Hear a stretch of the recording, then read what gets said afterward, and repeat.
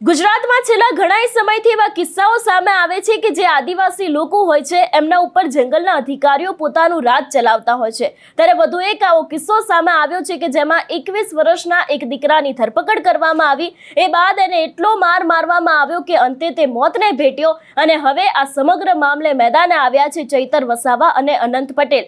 ચૈતર વસાવા દ્વારા તો ખુલ્લી ચીમકી પણ આપવામાં આવી છે કે આગામી સમયમાં આ મામલે ઉગ્રમાં ઉગ્ર આંદોલન કરવામાં આવશે। આખો મામલો શું છે તેની વિગતે વાત કરીએ। નમસ્કાર, હું હંસિની અને તમે જોઈ રહ્યા છો નિર્ભય ન્યૂઝ। થોડા સમય પહેલા આપણે જોયું હતું કે અંબાજીના પાડલિયામાંથી એક ઘટના સામે આવી હતી કે જેમાં વનકર્મીઓ અને જે લોકો છે એ લોકો આમને સામને આવી ગયા હતા।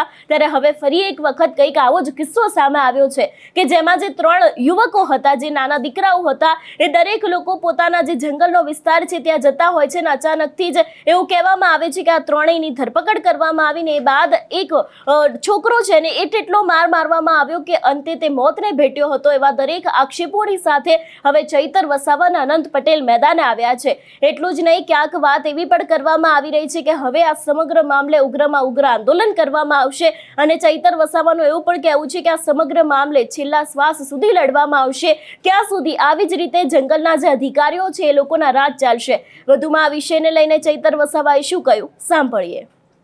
શ્રદ્ધાંજલિ કાર્યક્રમમાં અહીં ઉપસ્થિત થયેલા આપણા સમાજના તમામ વડીલશ્રીઓ, માતાઓ, બહેનો, યુવાનો, આજે આ દુઃખની ઘડીમાં અમારે કોઈ વિશેષ ભાષણો કરવાના થતા નથી અને વધારે કંઈ બોલવાનું થતું નથી, પણ એક અમારા જેવા આગેવાનોને પણ એક દુઃખ થાય કે આપણી વસ્તી, આપણો વિસ્તાર અને આપણા વિસ્તારમાં પણ આ પ્રકારે જ્યારે બહારના લોકો આપણા એક 21 વર્ષના યુવાન દીકરા, રસીદ જેવા દીકરાને નાની અમથી કોઈ ભૂલના લીધે જો મારીને આ પ્રકારના મરણ નિપજાય ત્યાં સુધી, માનવ વધ કરી નાખે ત્યાં સુધી મારે, તો આપણા બધાના જે પણ અમે બધા આગેવાનો છે, અમારા બધાનું માથું ઝૂકી જાય છે, કેમ કે સમાજના અમે આગેવાનો છે અને આગેવાનો બન્યા પછી સમાજ અમારા પર પણ ઘણી અપેક્ષાઓ રાખતી હોય અને અમે જ્યારે વિધાનસભામાં સમાજનું પ્રતિનિધિત્વ કરતા હોય, આ વિસ્તારમાં નાની મોટી સમસ્યા થતી હોય ત્યારે સમાજની વાત મૂકતા હોય અને આપણા જ વિસ્તારમાં આપણા જ દીકરાને આ આરએફઓ દેસાઈ જેવા લોકો જાતિગત ધૃણા રાખીને એટલો માર મારે, એમાં 2 જણને ઈજા થાય ને એક છોકરો મરી જાય, એટલો માર મારી ત્યાં સુધી કે છોકરો મરી જાય ત્યાં સુધી, તો એ આપણા માટે બધા માટે બહુ દુઃખની વાત છે। આપણા વિસ્તારમાં આવીને આ રીતના કરી જાય તો ખૂબ જ દુઃખની વાત છે। એટલે વધારે મેં વાત નથી કરતો। હા, કદાચ અમે તો જંગલ અને પ્રકૃતિ સાથે રહેલા છે। આ જંગલ એ આદિવાસીઓએ આદિ અનાદિકાળથી સાચવેલું જંગલ છે, કુદરતી જંગલ છે। એમનું જંગલ ખાતું અંગ્રેજો સૌપ્રથમ એનો વન સંરક્ષણ ધારો 1864માં બનાવ્યો હતો। એ પણ એમનો હેતુ હતો અહીંથી લાકડું લઈ જવાનો। ત્યારબાદ આખું જંગલ ડિપાર્ટમેન્ટ 1927માં બન્યું। ત્યાં સુધી આ બધે સર્વત્ર આદિવાસી જ આ જંગલોમાં રહેતા હતા। આદિવાસીઓની જ આ જમીનો હતી ને આદિવાસીઓની જ આ જંગલો હતી। ઉકાઈ જળાશય બન્યો 1900 ઉકાઈ જળાશય બન્યો 1962માં અને વિસ્થાપિત થઈને ત્યાંના લોકો ધીરે ધીરે આ બાજુ અહીંયા વસેલા છે। છતાં જે પણ આ ઘટના ઘટી છે, વધારે વિશેષણ નથી કહેતો। હા, કદાચ અમારા કોઈ છોકરાની નાની મોટી ભૂલ હોય તો એમની પર જોગવાઈ છે। જે પણ વન સંરક્ષણ ધારા કે વર્લ્ડ વાઇડ આપણે વન્ય પ્રાણી સંરક્ષણ ધારા જે પણ બન્યા છે, તમે કઈ વાંધો નહીં, એમને લઈ જતા, એમને કસ્ટડીમાં બેસાડતા, એમની જે પ્રાવધાન હોય તે પ્રમાણે તમે એમને કસ્ટડીમાં રાખતા, અમે જામીન આપીને છોડાઈ જતા। પણ જે પ્રકારે અમારા દીકરાઓને જે પ્રકારે ઢોરમાર આ ફોરેસ્ટના લોકોએ માર્યો છે, એ અમે કદી ચલાવી લેવાના નથી।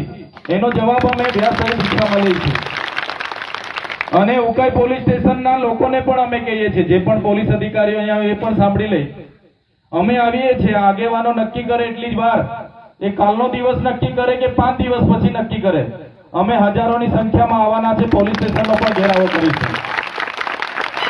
અહીંયા બેઠેલા આગેવાનો આજે જ નક્કી કરીને બધા અહીંથી છૂટા પડે કે કયા દિવસે આપણે જવાનું છે, કેમ કે માનવ વધનો ગુનો દાખલ થવો જોઈએ. એ આરએફઓ હોય, એમના ફોરેસ્ટરો હોય, એમના બીટગાર્ડો હોય, તાત્કાલિક અસરથી એમના પર માનવ વધના, એટ્રોસિટી એક્ટના અને ગંભીર પ્રકારની એમને એટર્ન ઓફ મર્ડરના જે પણ એમના પર એમણે હુમલાઓ કર્યા છે ને એમને માર્યા છે. આ ભાઈ પણ પિયુષભાઈ છે, એમને પણ ઈજા થઈ છે, આ વિનોદભાઈને પણ ઈજા થઈ છે, એટલે એ પોતે સાક્ષી છે. તાત્કાલિક અસરથી એફઆઈઆર કરે, એમને એરેસ્ટ કરે અને એમને ખાતાકીય તપાસ બેસાડીને તાત્કાલિક અસરથી સસ્પેન્ડ કરે તમામ કર્મચારીઓને. જો આમ નહીં કરશે તો આજે જ અમે એક દિવસ નક્કી કરીને જ અહીંથી છૂટા પડીશું અને એ દિવસે તમામ અંબાજીથી ઉમરગામના લોકોને અમે પણ આહવાન કરીશું. હજારોની સંખ્યામાં ઉકાઈ પોલીસ સ્ટેશને ભેગા થઈશું. કેમ કે ક્યાં સુધી અમારે વેઠવાનું ભાઈ? અવારનવાર અમારી માતા બહેનોને આ રીતના જંગલ ખાતાવાળા હેરાન કરે. હમણાં ઉમરપાડામાં પણ આ થયેલું. કેટલા લોકોને 36 લોકો પર ફરિયાદ કરી, એમાં તો 6 જેટલી તો મહિલાઓ હતી. એક ભાઈ એમાં પણ મૃત્યુ પામી ગયા. એટલે અમે કઈ કહેતા નથી, કઈ બોલતા નથી, બધું થાય છે, ચાલે છે એવું. એટલે કોઈના મગજમાં આ પ્રકારનું હોય, જંગલ ખાતાના અધિકારીઓના મગજમાં કે પોલીસ સ્ટેશનના પીઆઈ પીએસઆઈ ના મગજમાં કે ભાઈ આદિવાસીઓ છે, ભૂલી જશે, તો હવે અમે ચલાવવાના નથી. આ સમય અમારી એકતા બતાવવાનો છે. આ સમય અમારા રસીદ જે મરી ગયા છે, પ્રકૃતિમાં વિલીન થયા છે, એને ન્યાય અપાવવાનો છે. અમે છેલ્લા શ્વાસ સુધી લડીશું. કોર્ટના લીગલ કાયદાકીય રીતે પણ કોર્ટમાં જઈશું, પણ પહેલી પ્રાયોરિટી અમને અમારો જે આ આગેવાનો અહીંયા નક્કી કરશે, એમના સરપંચો, ગામના મુખીઓ, પટેલો જે પણ અહીંયા હશે, એ દિવસ નક્કી કરશે. તે દિવસ અમે આપીએ છીએ કે ભલે કાલની 1 તારીખ હોય કે આવનારી 2 હોય કે 3 હોય કે 5મી હોય, ત્યાં સુધી જો એફઆઈઆર ના થાય, અને એફઆઈઆર માત્ર એફઆઈઆર પૂરતી નથી, માનવવધ હત્યાની ગુનો દાખલ થવો જોઈએ, એટ્રોસિટીનો ગુનો દાખલ થવો જોઈએ, અને આમને મારી નાખવાના પ્રયાસ કર્યા છે એનો ગુનો દાખલ થવો જોઈએ. એ પ્રકારની જો એફઆઈઆર દાખલ નથી થતી તો અમે હજારોની પણ લાખોની સંખ્યામાં ભેગા થવાનું થશે, ઉકાઈ થવાના છે. એટલે વધારે વિશેષ વાત નથી કરતો. મારે બધા જ આગેવાનોને વિનંતી છે, આજે ને આજે સમય નક્કી કરો. આપણે બધાએ જવાનું છે. આજે આપણા રસીદને મારી નાખ્યા લોકો, કાલે ઉઠીને તમારા મારા દીકરાને મારી નાખશે. આ જ રીતના આપણે થોડું કાયમ વેઠવાનું છે. એટલે આજે નક્કી કરો અને ક્યારે આપણે ઉકાઈ પોલીસ સ્ટેશને પહોંચવાનું છે એ દિવસ અને સમય બધાને કહી દો. આપણે મોટી સંખ્યામાં બધા જ લોકોને મારી વિનંતી છે, આપણા સમાજને બધાએ જ અપીલ કરીને તે દિવસે હજારોની સંખ્યામાં ત્યાં આપણી એકતા બતાવવા માટે બધાએ ઉપસ્થિત થવાનું છે. ત્યારે જ એફઆઈઆર થશે, અને ત્યારે એફઆઈઆર થશે, આ લોકો કસ્ટડીમાં હશે, સસ્પેન્ડ થશે, ત્યારે જ આપણા દીકરાને ન્યાય મળશે. એ જ મારી વિનંતી છે. જોહાર. અને ફરી એકવાર આપણી વચ્ચે આપણો યુવાન દીકરો નથી રહ્યો, એમને ફરી એકવાર શ્રદ્ધાંજલિ અર્પું છું અને એમના પરિવારને સાંત્વના પાઠવું છું. અમે તમારી સાથે છે.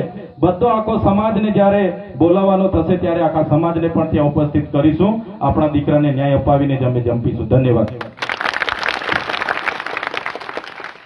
જોવાનું રહેશે કે હવે આ સમગ્ર મામલે કયા ખુલાસા થાય છે, કારણ કે એક તરફ જંગલના અધિકારીઓ જે રાજ કરી રહ્યા છે એવા કિસ્સાઓ છેલ્લા ઘણા સમયથી સામે આવી રહ્યા છે. એવામાં હવે આ જ્યારે 21 વર્ષીય યુવકની આખી આ ઘટના સામે આવી છે કે એને એટલો માર મારવામાં આવ્યો કે અંતે તેને લોહીની ઉલટી થાય છે અને એ બાદ તે મોતને ભેટે છે, એવા આક્ષેપો કરવામાં આવી રહ્યા છે. જોવાનું રહેશે કે આ સમગ્ર ઘટનાને લઈને હવે કયા ખુલાસા થાય છે. તમારું શું માનવું છે આ વિષયને લઈને અમને કમેન્ટ કરીને ચોક્કસથી જણાવજો. તેની સાથે અમારી ચેનલ નિર્ભય ન્યૂઝને લાઇક, શેર અને સબસ્ક્રાઇબ કરવાનું ભૂલશો નહીં. નમસ્કાર.